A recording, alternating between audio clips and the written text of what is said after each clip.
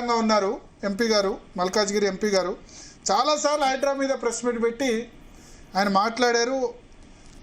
దాని పనితీరు గురించి కూడా మాట్లాడారు. సో ఒకసారి ఆయన రియాక్షన్ తీసుకుందాం. ఈటెల గారు జీ తెలుగు కోసం మీ సమయం కేటాయించినందుకు ధన్యవాదాలు సార్. అంటే భరత్ గారు, నేను ప్రెస్ మీట్ పెట్టినా అని చెప్తున్నాను. ప్రెస్ మీట్ పెట్టుడు కాదు, నేను ఈ హైడ్రా బాధితుని. మీరు కూడా బాధితులేనా? హైడ్రా బాధితుని నేను. అంటే మా ప్రజలు బాధితులు, నేను కూడా బాధితునే కదా. ఓకే, ఎక్కువ ఈ హైదరాబాద్ పెరిఫెరల్ ఏరియాస్ లో జరిగిన విధ్వంసంలో నేనే ప్రత్యక్ష సాక్షిని. నేను చాలా సార్లు చెప్పిన, హైడ్రా వచ్చినప్పుడు నేను ఎక్స్పెక్ట్ చేసింది ఏంటంటే, సరే పెద్ద పెద్ద బడా భూదందాలు చేసేటువంటి రాజకీయ నాయకుల, అదేవిధంగా మాఫియా వెంబడి పడతారేమో, మిగిలిపోయిన ఉన్న చెరువులైనా కుంటలైనా లేదు కాలువలు ఏవైతున్నాయో బాగా చేస్తారేమో అని చెప్పి నేను భావించిన. కానీ ఈ హైడ్రా వచ్చిన తర్వాత వాళ్ళకు నచ్చని కొద్ది మంది వ్యక్తుల మీద దౌర్జన్యం చేసి, కులగొట్టేసి, భయభ్రాంతులకు గురి చేసి అక్కడ మొదలుపెట్టిన వీళ్ళ కథంతా కూడా. దాంట్లో నేను బస్తీలు 40 ఏళ్ల క్రితం 50 ఏళ్ల క్రితం వెలిసిన బస్తీలు కావచ్చు, ఆనాటి డిపార్ట్మెంట్, ఆనాటి మున్సిపల్ అడ్మినిస్ట్రేషన్, ఆనాటి కూడా ఇలాంటి వాళ్ళు పర్మిషన్లు ఇచ్చిన కాడ వాళ్ళు బాధ్యత కొనుక్కొని పర్మిషన్ తీసుకొని బ్యాంకు లోన్ తీసుకొని అట్లాంటి వాళ్ళకు కూడా నోటీసులు ఇచ్చి ఇల్లు కొలగొడతామని చెప్పినాడు. యావత్ హైదరాబాద్ అంతా కూడా భయకంపితులు అయిపోయింది. ఒకనాడు హైదరాబాద్ లో మీకు తెలుసు, హైదరాబాద్ లో సాఫ్ట్వేర్ తర్వాత ఈ రియల్ ఎస్టేట్ వ్యాపారం ఇది లక్షల మందికి ఉపాధి కల్పిస్తే మీకు తెలుసు. దాదాపు 10-15 లక్షల మందికి ఉపాధి కల్పించే పెద్ద రంగం ఏంటంటే రియల్ ఎస్టేట్ రంగం. అలాంటి రియల్ ఎస్టేట్ రంగం ఇలా కుదేలు కావడానికి కారణం ఏంటంటే హైడ్రా అనే విషయం చాలా మంది ఒప్పుకోరు. ఇవాళ భరత్, ఇప్పుడు మా దగ్గర జొన్నల బండ అని ఉంటది అలవాళ్ళు. మీకు ఇప్పుడు మళ్ళీ నా పాత వీడియోలు, నా పాత ఫీల్డ్ విజిట్స్ అని కూడా మీరు చూడండి. రీసెంట్ కూడా ఒకవేళ మాట్లాడిపోయిన అస్మత్ పేట దగ్గర నేను మాట్లాడినప్పుడు యావత్ మహిళా లోకం అంతా కూడా ఎట్లా కన్నీళ్లు పెట్టిండ్రు, ఎంత శాపనార్థాలు పెట్టిండ్రో మీరు చూసిండ్రు.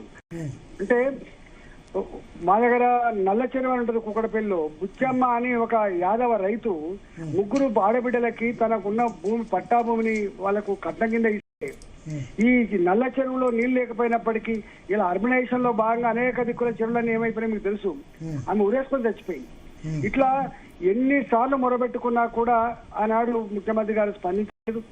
రెండవది ఏంటంటే ముఖ్యమంత్రి గారు ఉల్టా హైడ్రా, ఎవరిది హైడ్రా అంటే ఏందో, హైడ్రా పేరెంట్ ఏందో, కానీ హైడ్రా అనేది ఆనాటి జర్మన్ నియంత అత్యంత రాక్షసుడు ఇలా హిట్లర్ ఎవరైతే ఉన్నాడో, ఆ హిట్లర్ నియమించినటువంటి ఒక సంఘం పేరే, ఆ హిట్లర్ నియమించిన కమిటీ పేరే హైడ్రా అని.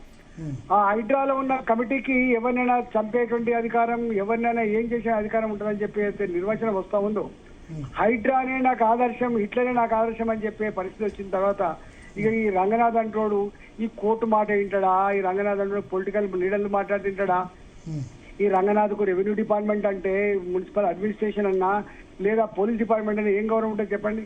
ఇక విచ్చలవిడిగా పెరిగిపోయింది. తనకు 100 మందికి నోటీసులు ఇచ్చిండ్రు, 100 దిక్కుల ఫెన్సింగ్ వేసిండ్రు, వాళ్ళకి నచ్చని దగ్గర మాత్రం కొలగొట్టిండ్రు. వాళ్ళకి ఇష్టమైన నచ్చిన దగ్గర మాత్రం మళ్ళీ యథా ప్రకారంగా వాళ్ళ భూములు వాళ్ళకి వచ్చినాయి, వాళ్ళ ఫెన్సింగ్ తీసేసిన సందర్భాలు చూసినాం. ఇలా 63 సార్లు ఒక పోలీస్ అధికారి, జనరల్ గా ముఖ్యమంత్రి అయినా, చీఫ్ సెక్రటరీ అయినా, డీజీపీ అయినా చట్టాల లోబడి పనిచేస్తారు. ఇష్టం ప్రకారంగా పనిచేసే సిస్టమ్ మన దగ్గర ఉండదు, మీకు తెలుసు. కానీ రంగనాథ్ గారి చర్యలన్నీ కూడా నాకు ఎవ్వరు చెప్పాలక్కర్లేదు, నేను అన్నిటికంటే అతీతమైన వ్యక్తిని, నాకు సూపర్ పవర్స్ ఉన్నాయనే పద్ధతిలో ఒక స్టేజ్ ఏంటంటే ముఖ్యమంత్రికైనా చెప్పుకోవచ్చు, ముఖ్యమంత్రికైనా మనం కలవచ్చు, కానీ రంగనాథ్ గారు చెప్పుకునే పరిస్థితి లేని పరిస్థితిని క్రియేట్ చేసిండు. కోర్టుకు పోయినప్పుడల్లా అనేక సార్లు కోర్టు ముట్టకాయలు వేసింది. అయ్యా, ఇది నువ్వు అతీతంగా వ్యవహరిస్తా ఉన్నావు, నువ్వు చట్టానికి గౌరవిస్తలేవు, నువ్వు కోర్టులకు కూడా నువ్వు తప్పుదోవ పట్టిస్తా ఉన్నావు, కోర్టులకు కూడా నువ్వు భయపడతలేవు, మరి నేను ఎవరు నియంత్రించాలని చెప్పి చాలాసార్లు మందలించింది. కానీ అయినా పెడచెవిన పెట్టింది. చాలా సార్లు కోర్టు నేను జైలు పెట్టాల్సి వస్తుందని చెప్పి చెప్పింది. కానీ ఈ వాటికైనా ఆఫ్టర్ 2.5 years, 2 years తర్వాతనైనా కోర్టు ఒక మంచి నిర్ణయాన్ని వెలువరిస్తున్నందుకు నేను సంతోషపడుతున్నా. కానీ ఇది రంగనాథ్ మీద వచ్చిన తీర్పు అని భావించట్లేదు, కేవలం హైడ్రా మీద వచ్చిన తీర్పుగా భావించట్లేదు. దీనికి సంపూర్ణమైన బాధ్యత రాష్ట్ర ముఖ్యమంత్రి రేవంత్ రెడ్డి గారిని మాత్రమే అని చెప్పి తెలియజేస్తా ఉన్నాను. ఇవాళ దాని ముసుగులో వీళ్ళు చేసిన విధ్వంసం ఇంత అంత కాదు. ఇవాళ ఎన్ని అరాచకాలు జరిగినాయో ఇప్పటికైనా గుర్తిస్తే మంచిదని చెప్పి భావిస్తా ఉన్నాం. మొత్తం ఈ 2.5 సంవత్సరాల కాలంలో ముఖ్యమంత్రి గారికి ప్రభుత్వం మీద వెగటు కలగడానికి అంటే అతి ముఖ్యమైన కారణం ఏంటంటే ఇలా హైడ్రా అనే ఒకటనే విషయం మీరు మర్చిపోదు. రాజకీయంగా బుల్డోజ్ చేయడం, రాజకీయంగా అదరకొట్టడం, మీడియాని మేనేజ్ చేయడం, తన వార్తల్ని తను చెప్పేది మాత్రమే ప్రెస్లలో వచ్చినట్టు చేసుకోవడం ఉంటే ఉండొచ్చు. కానీ గుర్తుపెట్టుకోండి, సామాన్యుల సాహసం ఎట్లుంటుందో తెలవాలి. ప్రజాస్వామ్య వ్యవస్థలో అంతిమ న్యాయ నిర్ణేతలు ప్రజలు మాత్రమే. చరిత్ర నిర్మాతలు కూడా ప్రజలనే విషయం మీరు మర్చిపోతున్నారు. ఒక సర్టెన్ స్టేజ్ దాకా భరిస్తారు ప్రజలు. స్టేజ్ దాటిన తర్వాత ఎవరిని కూడా లెక్క చేయాలనేది చరిత్ర చెప్పిన సత్యం. కాబట్టి రేవంత్ రెడ్డి సర్కార్ కూడా ఇప్పటికే మీరు చేసిన అన్ని కూడా ప్రజాక్షేత్రంలో ప్రజా హృదయాల్లో ఇట్లా కలుక్కుమంటా ఉన్నాయి. కాబట్టి వీళ్ళు మాట్లాడుతున్నారు, వాళ్ళు మాట్లాడుతున్నారు, వాళ్ళ మీద చర్యలు తీసుకోవాలి, అధికారులు తీసుకోవాలని పక్కకు పెట్టి ఇప్పటికైనా భూమి మీద ఉండి ఎక్కడ తప్పు జరుగుతా ఉందో ప్రయత్నం చేయి. ఇవాళ హైదరాబాద్ నగరంలో రియల్ ఎస్టేట్ రంగం అంతా కుదేలైపోయింది. ఒకనాడు మీకు భరత్ గారు ఇది లేక్ వ్యూ అని పెట్టుకునేది, వాళ్ళు ఇది లేక్ వ్యూ అని పెట్టుకునేది, ఇది రివర్ వ్యూ అని పెట్టుకునేది. ఇవాళ రివర్ వ్యూ అని పెట్టుకుంటూ లేడు, లేక్ వ్యూ అని పెట్టుకుంటూ లేడు. 30 ఏళ్ల క్రితం 40 ఏళ్ల క్రితం పర్మిషన్ తెచ్చుకొని ఇప్పుడు చెప్పినట్టుగా ఇప్పుడు మీరు చెప్పిన దాని ప్రకారం చూస్తే చెరువులు కబ్జా చేయాలంటే భయపడి వచ్చింది కదా మరి హైడ్రా వల్ల. లేక్ వ్యూ, రివర్ వ్యూ అని పెట్టి ఒక మాట భరత్ గారు చాలా మంది తెలియదు ఏంటంటే ఇప్పుడు వాళ్ళ సూచించడం బిగినింగ్ లో ఏం మొత్తుకున్నా అంటే అర్బనైజేషన్ జరుగుతున్నప్పుడు అనేక చేర్పులు మార్పు ఉంటాయని చెప్పినాను. మీరు చాలా మందికి ఇది అర్థం కాలే. ఊర్లలోనేమో చెరువు నిండినప్పుడు పంట పొలాలకు నీళ్లు తీస్తా ఉంటే వాటర్ రిసీడ్ అవుతా ఉంటే ఏ భూములు అయితే తేల్చాయో ఆ భూములలో పంట కనీసం ఒక్క పంట అయినా రైతుకు వస్తుందండి, గుర్తుపెట్టుకోండి. చెర్లల్లో పట్టా భూములు ఎక్కడైతే మునిగిపోతాయో వర్షాకాలంలో అలాంటి పట్టా భూములు కనీసం 2వ పంట కోసమైనా వాళ్ళ పనికి వస్తుంది. కానీ హైదరాబాద్ నగరంలో చాలా చెరువులు ఇలా మురికి కుప్పాలుగా మారిపోయినాయి. పర్మనెంట్ గా మురికి నీళ్ళతో నిండిపోయినాయి. మీకు తెలుసు, ఇలా మీరు ఉప్పల్ చెరువు చూసినా, లేకపోతే ఇలా మల్కాగిరి చెరువు చూసినా, షెఫిల్గూడ చెరువు చూసినా కానీ మునిగిపోయి. నేనేమంటున్నా, పర్మనెంట్ గా మునిగిపోతున్నప్పుడు ఆ మునిగిపోయిన పట్టా భూములు ఏవైతున్నాయో ఆ పట్టా భూములకు మీరు కంపల్సరీ తీసుకోమని చెప్పినాం. వీళ్ళు ఆలోచించినా అండి. రెండవది, కొన్ని చెరువులు అసలు కనుమరుగైపోయినాయి. కనుమరుగైపోతే ఇప్పుడు వచ్చి అంటాడు 40 ఏళ్ల క్రితం కనుమరుగైపోయినా, 50 ఏళ్ల క్రితం కనుమరుగై చెరువులన్నీ కూడా మేము మళ్ళీ రెస్టోర్ చేస్తాం. ఎట్లా సాధ్యమైందండి? కొన్ని చెరువులు ఏ పట్టా భూములు అయితే వాళ్ళకున్నాయో మట్టి నింపుకున్నారు, వాళ్ళు ప్లాట్ చేసుకున్నారు, అమ్ముకున్నారు, వాళ్ళు ఇల్లు కట్టుకున్నారు, అపార్ట్మెంట్స్ వచ్చినాయి. ఇప్పుడు మళ్ళీ వచ్చినావు ఈ మత్తడి మీద ఉన్న ఇది తీసేయి, లేకపోతే కట్ట మీద ఉన్న తీసేయని ఎట్లా చెప్తావు చెప్పండి? ఉన్న చెరువులు ఎట్లా కాపాడుకోవాలి చూసుకోవాలి తప్ప మీరు ఆనాడు వాళ్ళు పర్మిషన్ ఇచ్చిన దాన్ని ఇళ్ళను ఆపే అధికారిని ఎవరిచ్చింది? ఒకవైపు పట్టిన ఇళ్లను కూలగొట్టని చెప్తారు. నేను మనం చూసిన కట్టుకుంటున్న ఇళ్లను కూడా కూలగొట్టిండు, కట్టుకొని నివాసం ఉంటున్న ఇళ్లకు కూడా ఇనుప కంచెలేసిండు. ఇలా హైడ్రా ఆదేశిస్తే వేల మంది పోలీసులు వస్తారు అక్కడికి, వందల సంఖ్యలో వెహికల్స్ వస్తాయి. ఎప్పుడైనా కూడా వీళ్ళు చట్టం మీద నమ్మకం ఉన్న వాళ్ళు అయితే ఎందుకు సాటర్డే నాడే వస్తారు, వీళ్ళు ఎందుకు సండే నాడే వస్తారు? అంటే కోర్టులలో మాది నిలబడదు కాబట్టి, మాది న్యాయమైనది కాదు కాబట్టి అమాయక ప్రజల మీద దౌర్జన్యం చేయాలంటే సాటర్డే సండే అని చెప్పి వందల సంఖ్యలో డోజర్లు వచ్చిన వాట వాస్తవం కదా భరత్ గారు. అంతేకాదు ఈ మధ్యకాలం చూస్తా ఉన్నా ఫెన్సింగ్ అంతా రెడీ పెట్టుకుంటాను, దానికి సిమెంట్ కాంక్రీట్ వెహికల్స్ ఉంటాయి కదండి, అవి తెస్తాను. నాకు ఒక ఆఫీసర్ ఫోన్ చేసి అంటాడు, సరిగా 6 గంటలకు అయిపోతుంది సార్ మా పని, 6 గంటల తర్వాత రమ్మంటాడు. నేనంట అన్న అంటే ఎంత దుర్మార్గం! ఓ ఎంపీ రావద్దు వాళ్ళకు అండగా, ఓ ఎమ్మెల్యే రావద్దు వాళ్ళకి అండగా, ఓ పార్టీ వాళ్ళు రావద్దు వాళ్ళకి అండగా, మేము చేసే దుర్మార్గం యథేచ్ఛ కొనసాగాలన్నటువంటి ఒక నీచమైన ఆలోచనకు తెరలేపింది హైడ్రా. ఇవాళ 63 హైడ్రా ఇచ్చిన తీర్పును తక్షణమే అమలు చేయాలని చెప్పి కోరుతా ఉన్నా. రెండోది, నేను ఆఫీసర్లు కూడా ఒక విజ్ఞప్తి చేస్తున్న భరత్ గారు, ఇవాళ ఐఏఎస్ ఆఫీసర్లు, ఐపీఎస్ ఆఫీసర్లు 30-35 సంవత్సరాల కాలం పాటు సర్వీస్ లో ఉంటారు. ప్రభుత్వాలు ఉంటాయి పోతాయి, ప్రభుత్వం అంటే పార్టీలు ఉంటాయి పోతాయి, కానీ ప్రభుత్వం అనేది ఉంటది. మన దాకా టీఆర్ఎస్ ప్రభుత్వం ఉన్నది, ఇవాళ కాంగ్రెస్ ప్రభుత్వం ఉన్నది, రేపు ఇంకో ప్రభుత్వం వస్తుంది కావచ్చు. కానీ అన్ని ప్రభుత్వాల ఆధ్వర్యంలో పనిచేయాల్సిన వాళ్ళు ఐఏఎస్ ఆఫీసర్లు, ఐపీఎస్ ఆఫీసర్లు వాళ్ళు కూడా చట్టబద్ధంగా పనిచేయాలి, కానీ చట్టాల్లో కూడా పనిచేయాలి తప్ప తన ఇష్టాల్లో కూడా పనిచేస్తే మంచిది కాదని చెప్పిన రాజశేఖర్ గారి పీరియడ్ లో అనేక మంది ఐఏఎస్ ఆఫీసర్లు జైలుకు పోయిన విషయం మీకు తెలుసు, వాళ్ళ అప్పుడు తీసుకున్న నిర్ణయాల భాగంగా. ఇవాళ మళ్ళీ నేను చాలాసార్లు చెప్పిన ఐఏఎస్ ఆఫీసర్లు, ఐపీఎస్ ఆఫీసర్లు చదువుకునేంత కూడా పక్కకు పెట్టి, చట్టాన్ని పక్కకు పెట్టి బాసుల ఆదేశాలే శిరోధార్యంగా భావించి ఫోకల్ పాయింట్ల కోసం, మంచి పోస్టుల కోసం కనుక మీరు పిచ్చి వేషాలు అయితే జైలు పాలవుతారని చెప్పి చాలాసార్లు చెప్పిన. ఇవాళ హైడ్రా ఎవరు కాపాడుతారండి?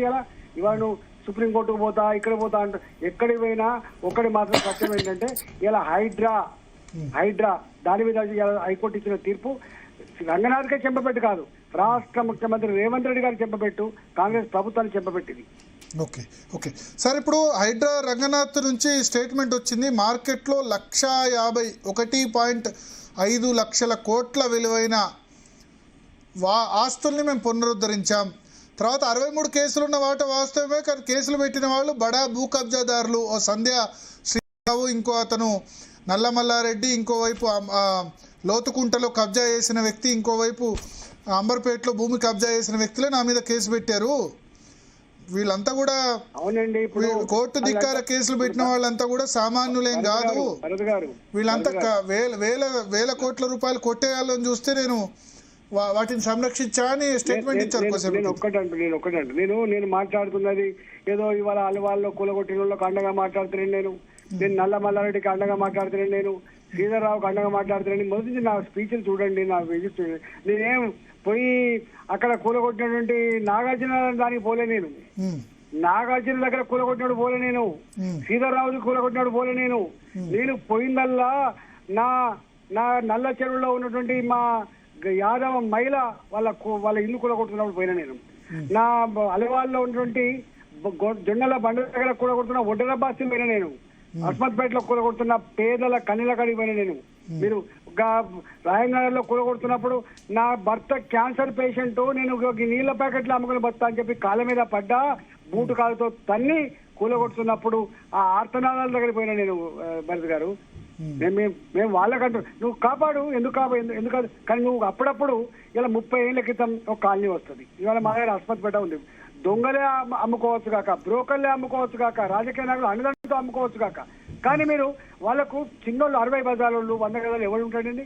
మీకు రాలేదు 50 GO number 58 GO number 59 regulation కోసం వచ్చింది కదా. నువ్వు రెగ్యులేట్ చేసే బదులుగా ఈ మొత్తం ఇనుపకం చేసిపోయావు, గిట్లాడు కూడా బదనామైండు. మీరు కాపాడినటువంటి పార్కులు ఏందో నాకు తెలియదు, నువ్వు కాపాడి నీ మీద కేసులు పెట్టిన వాళ్ళు పక్కన పెట్టి, కానీ నీవు అప్పుడప్పుడు ఈ పేదల మీద, నోరులేని జీవాల మీద మీరు చూపిన ప్రతాపం, మీ ఇనుప బూట్ల సప్పుల్ల బాధ ఇంకా మర్చిపోలేదు భరత్ గారు. ఆయనకు అర్థం కావాలి, ఆయనకు అర్థం కావాలని ఆయన మంచి ఆఫీసులో కూర్చున్నా ఏమర్థమవుతుంది? అవును, ఇప్పుడు నేను అడుగుతున్నా, అస్మత్పేటలో అమ్ముకున్న వాళ్ళంతా కూడా బ్రోకర్లు కావచ్చు, రాజకీయ నాయకులే కావచ్చు, అధికారులు అన్నదానంతో జరగవచ్చు, కానీ కొనుక్కున్నాడు వాడు 60 గజాలు కొనుక్కున్నాడు, 100 గజాలు కొనుక్కున్నాడు. గవర్నమెంట్ ఎట్లా కొనుక్కుంటాను?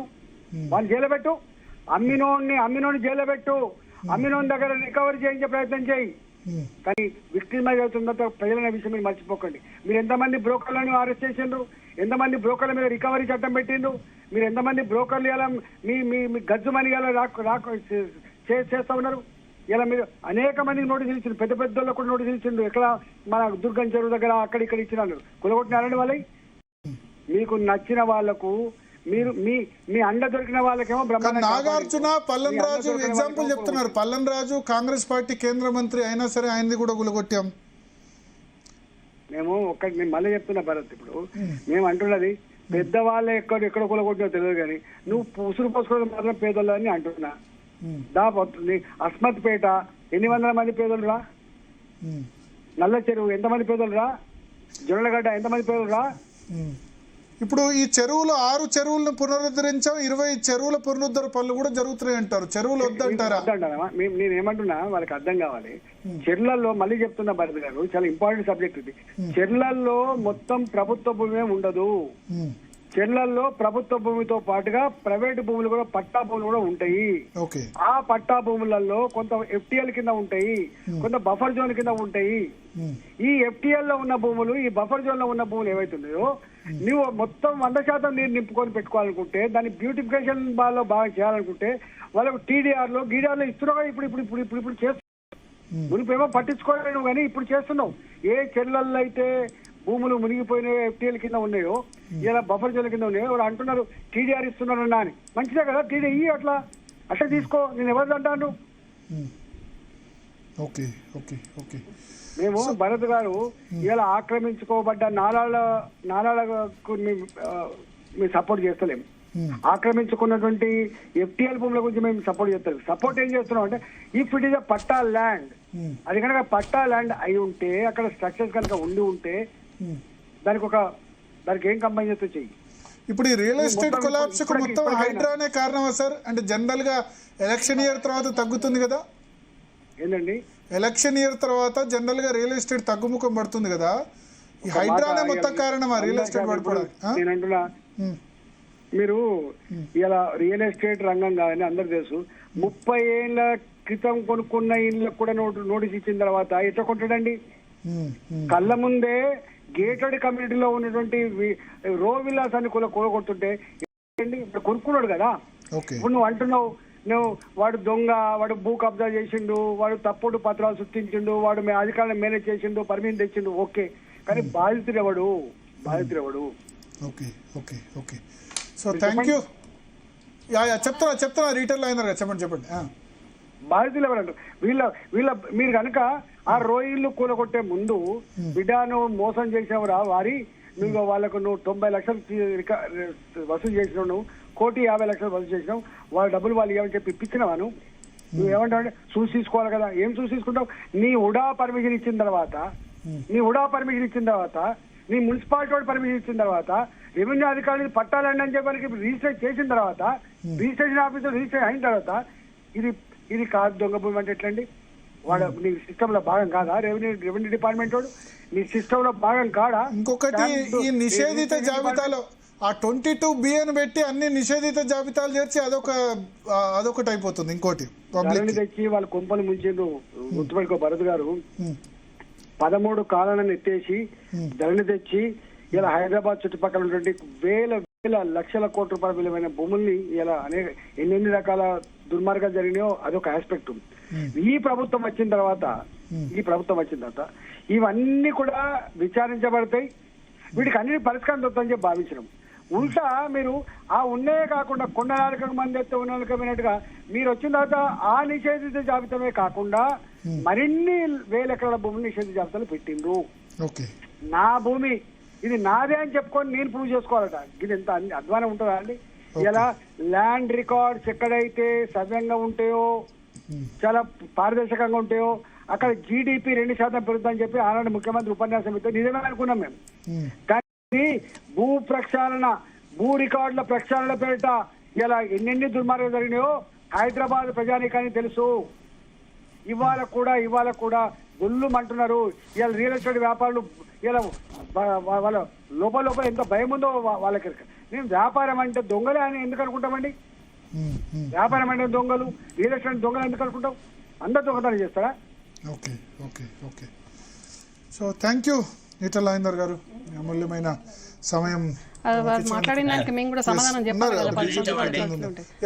సార్ ఒకసారి కాంగ్రెస్, ఎందుకంటే మీరు ఇంతకుముందు డిబేట్ లో ఉన్నారు కాబట్టి వీళ్ళు చాలా చెప్పండి వెయిట్ చేస్తున్నారు, ఇస్తాను మీకు మళ్ళీ. రమేరావు గారు చెప్పండి. ప్యానెల్ సభ్యులందరికీ కూడా నమస్కారం. అన్న ముందుగా ఈటెల రాజేందర్ అన్నగారు లైన్లో ఉన్నారా?